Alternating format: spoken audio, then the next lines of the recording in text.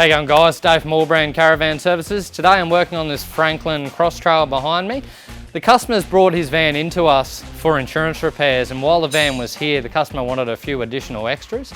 So originally on this van, they come with a rear plastic pod that houses the exterior lights.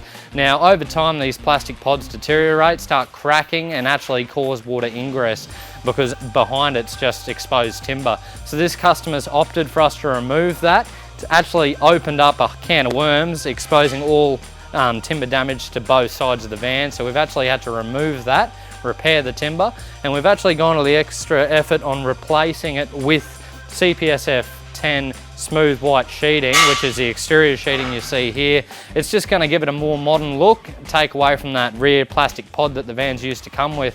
So if you guys do have any questions or have a plastic pod on the rear of your van that's deteriorating, give us a call. We'll be able to quote you up and repairing your van to this standard. Thanks guys, bye.